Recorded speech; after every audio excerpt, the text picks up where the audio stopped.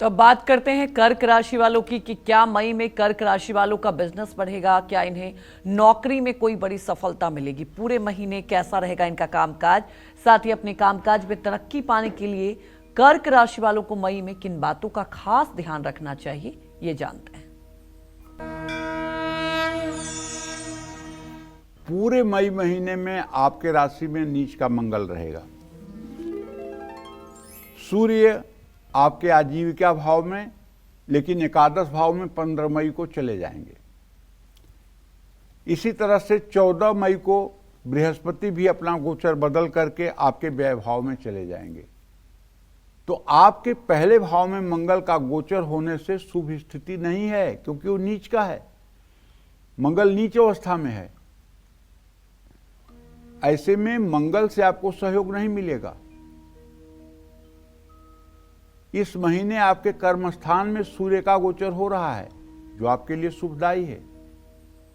अगर आपकी उम्र छोटी है, 18 साल 20 साल के नीचे हैं, तो आपके पिता की उन्नति होगी, आपके पिता को प्रमोशन मिलेगा, आपके पिता का कद बढ़ेगा।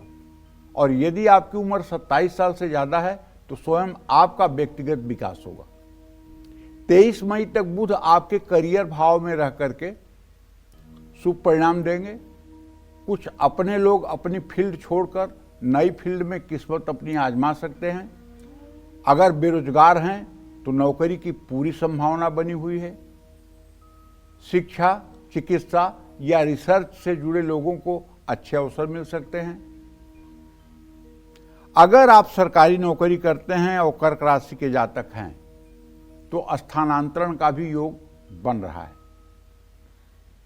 देखिए, मैं आपसे एक बात कहना चाहूँगा, मंगल की स्थिति को देखते हुए ही ये बात कह रहा हूँ।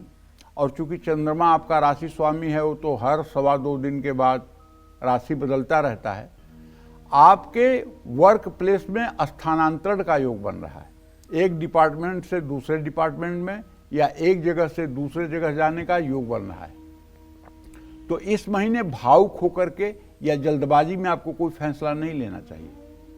नौकरी पेशा लोगों को कार्य क्षेत्र में अच्छे परिणाम प्राप्त होंगे, लेकिन कुछ परिस्थितियां बनेंगी जिससे आप नौकरी बदलने की सोच सकते हैं। नौकरी पेशा लोगों के लिए मई का शुरुआती महीना शुभ होगा, लेकिन दूसरे महीने में आपको कुछ मुश्किलों का सामना करना पड़ सकता है। 23 मई तक बुध के प्रभाव के कारण कर्क राशि वाले कारोबारियों को बहुत लाभ मिलेगा। कुछ छोटे या बड़े बदलाव भी आ सकते हैं। कारोबारी यात्राएं, डील या किसी भी तरह की मेहनत सफल होगी। विदेश से जुड़ा काम है, एक्सपोर्ट इंपोर्ट का काम है, तो सफलता मिलने की संभावना है।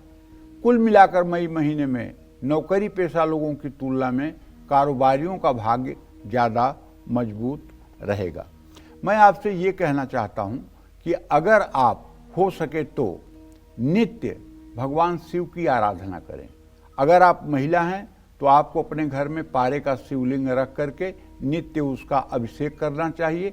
अपने मोबाइल में रुद्र सूक्त चालू कर लीजिए और रुद्र सूक्त मोबाइल में चलने दीजिए। और आप जल श्रृंगी में, एक श्रृंगी मिलती है दुकान से, गाय के सींग के आकार की होती है श्रृंगी, उसमें गाय का मुंह आगे बना होता है और छोटा सा पतला सा छेद होता है। उसमें जल, दूध, शहद, घी सब चीज़ें डाल करके और उस श्रृंगी को ऐसे पकड़िए कि उसकी धारा जाकर के शिवलिंग पर गिरे और वहाँ रुद्र सूक्त बजता रहे। अरे आनंद आ जाएगा। मैं कह रहा हूँ, जीवन जन्म लेना धन्य हो जाएगा। नहीं आता रुद्र सूक्त आपको, कोई बात नहीं। अब यूट्यूब बोल रहा है, मंत्रोच्चार आपके घर में हो रहा है, पॉजिटिव एनर्जी आपके घर में आ रही है। खुद आप महसूस करेंगे ना, आपके शरीर के सारे रोए खड़े हो जाएंगे। जो सुख की आपको अनुभूति होगी, वो त्रैलोक्य की राजलक्ष्मी मिलने पर भी आपको सुख की अनुभूति नहीं होगी। और आप बार बार चाहेंगे कि ऐसा मैं करूं, और ऐसा आपको करना चाहिए। अगर आप कर्क राशि के स्त्री या पुरुष हैं, अगर पुरुष हैं तब तो मैं चाहूँगा कि आप शिवालय में जा कर के और पूजा अर्चना करें। अगर आप महिला हैं तो मैं चाहूँगा कि आप अपने घर में ही पारे का शिवलिंग रख करके उनका नित्य अभिषेक करें।